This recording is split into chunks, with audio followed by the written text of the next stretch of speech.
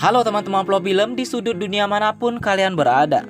Kali ini Flow Film akan kembali dengan film yang berjudul 22 Caesar, yaitu film yang akan menceritakan betapa kerasnya hidup di Amerika jika kita mengalami ekonomi yang sulit dan harus memiliki keberanian dan keputusan yang kuat jika ingin bertahan hidup dan mengalami kemajuan.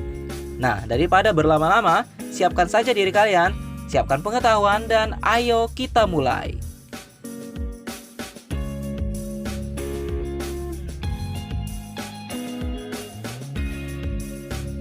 Di tengah malam di kota Toronto, Amerika Serikat, Ben yang seorang sopir truk derek kebetulan bertemu dengan sebuah kecelakaan antara mobil dengan pesepeda. Tampak selain mobil yang menjadi miring, kedua korban kecelakaan tidak mengalami luka yang serius. Lalu datang sopir truk derek lain yang bernama Elvis yang telah mendengar adanya kecelakaan dari radio miliknya. Ia adalah yang dalam bahasa para sopir truk derek disebut pengejar, karena menggunakan radio untuk mengetahui adanya kecelakaan yang itu sendiri dilarang oleh hukum di negara sana. Berbeda dengan Ben yang bekerja dengan tulus tanpa radio, namun penghasilan Ben jauh lebih sedikit dibanding penderek yang lain, karena hanya menarik mobil yang parkir sembarangan saja. Esoknya Ben datang ke perusahaan tempat ia bekerja untuk menyerahkan daftar derekannya minggu ini. Perusahaannya itu bernama Jack Rabbit. Ben menemui admin perusahaan Jack Rabbit lalu menyerahkan daftarnya. Setibanya di rumah, Ben menemui istrinya yang sedang memasak. Istrinya mengatakan bahwa uang semakin menipis dan makanan hari ini pun didapat dari bank makanannya. Kemudian pulanglah si Zak, yaitu anak dari Ben dan istrinya Avery. Zak pulang dengan sedikit luka bekas berkelahi dengan teman sekelasnya. Ben berjanji akan membelikan Zak sepeda impiannya jika ia tidak berkelahi lagi pada hari ulang tahunnya. Zak pun dengan senang hati mengiyakan keinginan ayahnya itu. Ben tidak ingin menjadi seperti penderek lain yang melakukan kecurangan, dan Ben akan mengumpulkan uangnya untuk membangun bengkel sendiri, ya walaupun sekarang uang itu belum terlihat. Saat Ben mendapat derekan mobil dengan upah seadanya hari itu, ia bertemu dengan sopir penderek lain yang bernama Wen, yang dengan permainannya ia bisa mendapat upah 2 kali lipat daripada si Ben. Malamnya, Ben datang ke tempat istrinya bekerja. Avery yang sedang menutup restoran itu mengatakan bagaimana cara mereka membelikan anak mereka sepeda, sedangkan untuk makan saja mereka pun masih susah. Ben mengatakan kepada Avery bahwa ia akan bekerja seminggu penuh 12 jam sehari agar impian mereka bisa terwujud, termasuk impian istrinya membangun restoran sendiri. Saat Ben dan para sopir derek lainnya tengah berada di kantor perusahaan, bosnya pun keluar dengan semangat mengatakan bahwa mereka akan memenangkan kontrak polisi, di mana itu akan memberikan keuntungan yang besar bagi sopir-sopir yang jujur seperti Ben. Namun si bos mereka dengan kejam menaikkan sewa truk lebih tinggi mulai hari itu, sedangkan kontrak polisinya baru dimulai minggu depan. Kemudian Ben bertemu dengan sahabat baiknya yang bernama Sean. Sean menyarankan kepada Ben yang kesulitan untuk membayar truk agar kembali saja ke kampung halamannya. Namun Ben sudah bertekad untuk menggapai mimpi-mimpi bersama anak istrinya di kota itu. Lalu datang seorang wanita yang meminta untuk menderek mobilnya. Yang tengah mogok, Ben cukup miris melihat cara sahabatnya memeras pelanggan sekaligus mendapat imbalan dari bengkel tempat Sean akan mengantar mobil pelanggannya itu. Kemudian Sean menyarankan Ben untuk meminjam uang saja kepada kenalannya yang bernama Ray. Sean mengatakan bahwa Ray adalah orang yang baik. Dan singkat cerita, Ben pun akhirnya terpaksa untuk pergi meminjam uang kepada si Ray.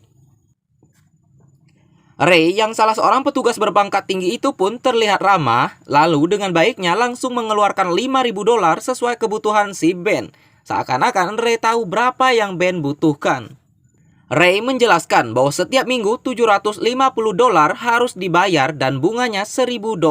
Tidak boleh terlambat membayar dan harus dibayar mulai minggu depan. Ben mengatakan bahwa kontrak polisi belum tentu selesai minggu depan. Namun Ray mengatakan bahwa kontrak polisi pasti sah di perusahaan Ben minggu depan. Akhirnya Ben pun menyetujuinya. Lalu Ben pun langsung menyetor uang itu ke bosnya sebagai sewa truk pada minggu itu. Di saat banyak sopir keluar dari perusahaan karena membayar sewa, Ben tetap bertahan karena janji dari bosnya akan adanya kontrak polisi minggu depan. Di tempat lain, Ben mendapat satu derekan dari mobil yang parkir sembarangan. Namun, pemilik mobil itu tidak terima dan mengambil paksa mobilnya yang sudah dipasangi penderek oleh Ben. 1 minggu kemudian, Ben didatangi Ray saat ia mencari derekan. Karena minggu ini Ben tidak bisa membayar, Ben pun harus menambah hutang atas bunga keterlambatannya. Dan itu karena bos dari Ben belum melunasi perjanjian kontrak polisinya. Hari itu, Avery ingin meminjam sedikit uang kepada pemilik restoran tersebut. Namun, si pemilik restoran dengan sok tahu mencurigai suami si Avery, yaitu si Ben, yang uang gajiannya selalu tidak mencukupi keluarga mereka. Setelah itu, Sean pun menjemput Avery yang di dalam mobilnya juga telah ada si Zack. Sean menawarkan bantuan kepada Avery jika ia membutuhkan. Avery kemudian pulang dengan beras dan kacang-kacangan pemberian dari restoran tempat ia bekerja.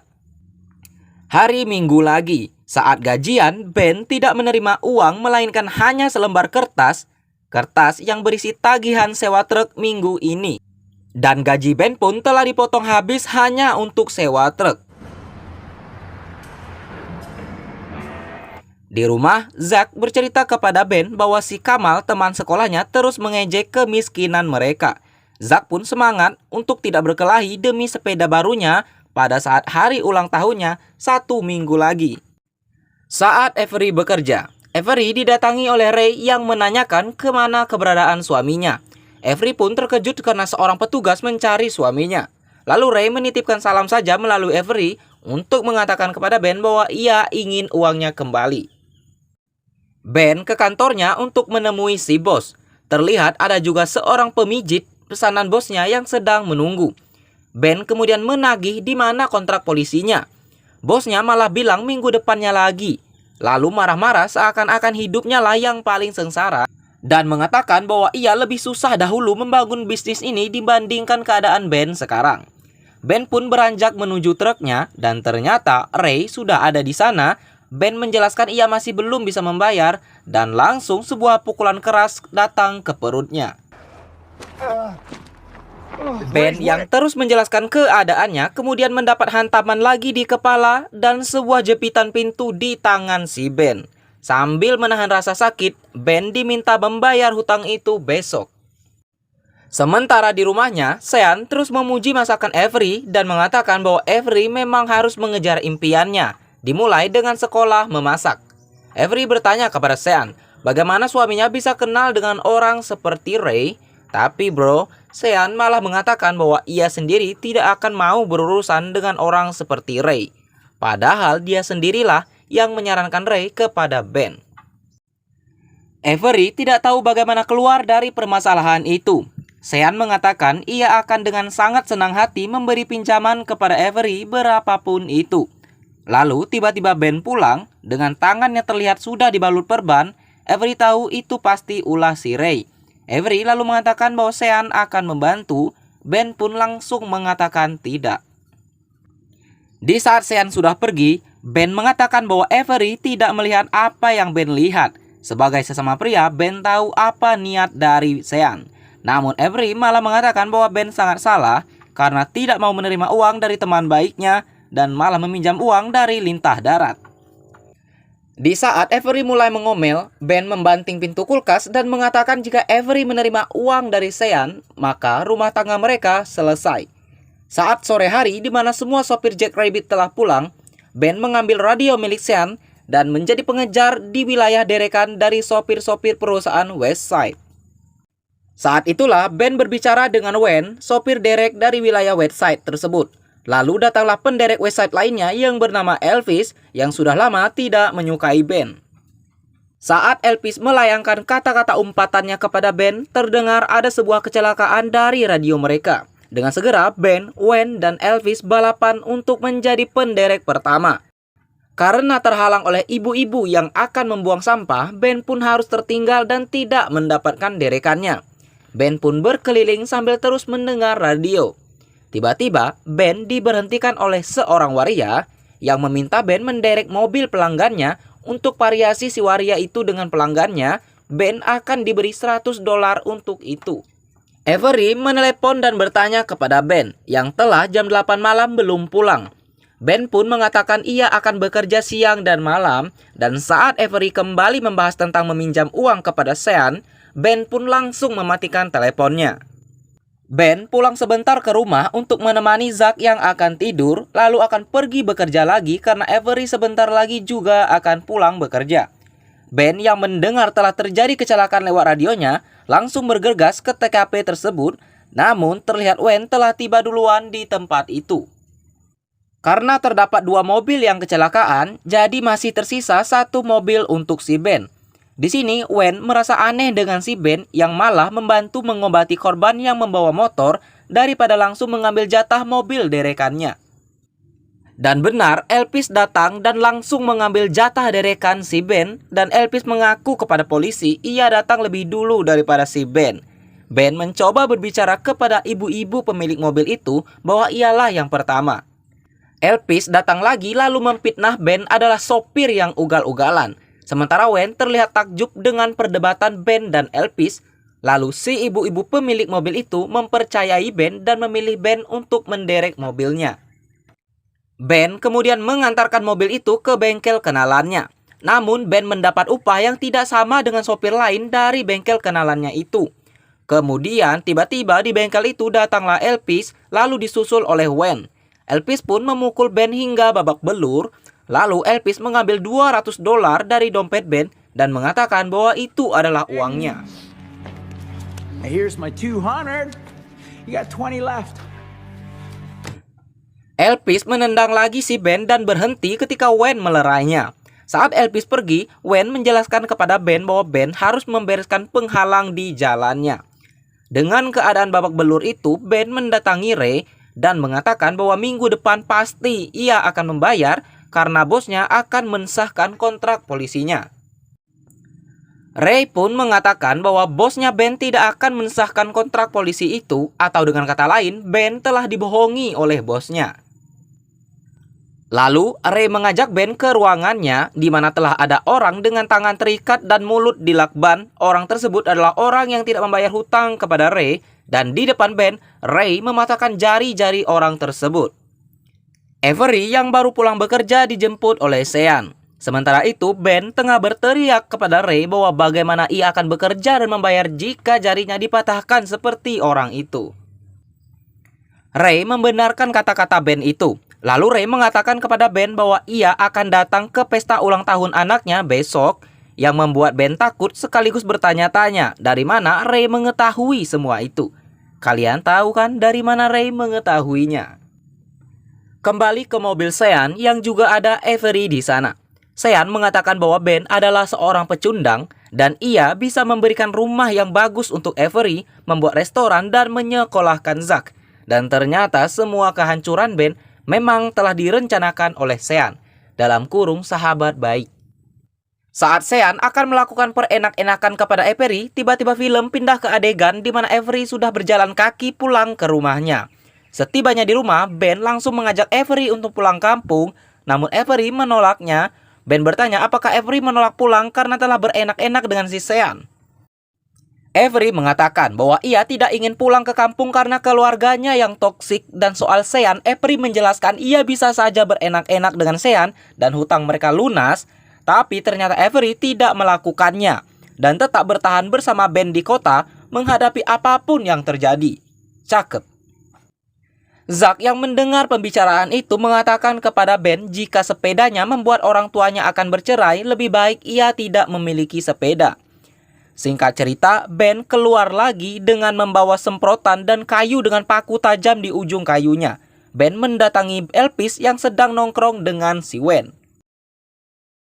Ben langsung membocorkan 2 ban milik Elvis. Lalu saat Elvis mendekat, Ben menyemprotkan matanya dan memukul si Elvis. Cute little jackrabbit ain't so cute no more. Setelah itu terdengar dari radio mereka telah terjadi sebuah kecelakaan. Lalu Ben dan Wen pun balapan di jalanan untuk siapa yang datang lebih cepat.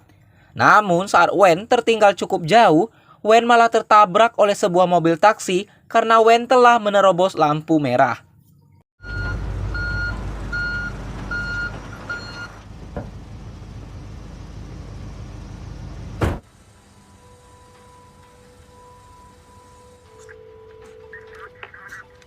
911, what's your emergency?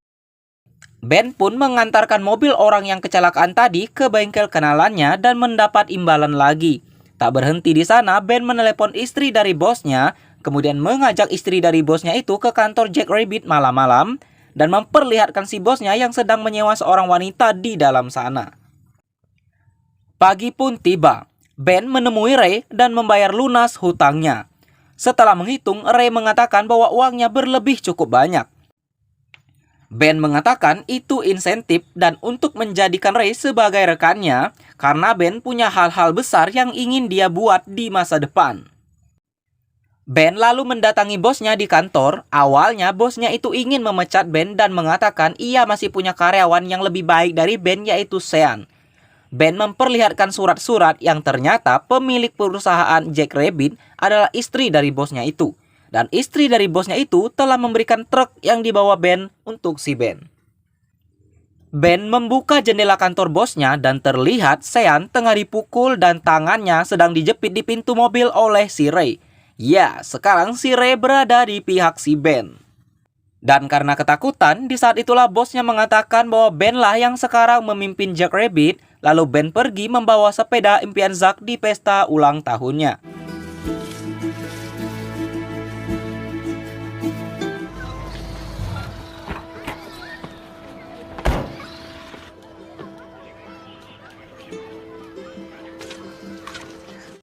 Nah teman-teman, berakhir sudah film 22 Cacher, di mana film ini mengajarkan kita agar tetap setia dan percaya kepada pasangan kita walaupun ia terlihat masih sangat kacau pada saat sekarang dan kita belum tahu apa yang akan terjadi di masa depan.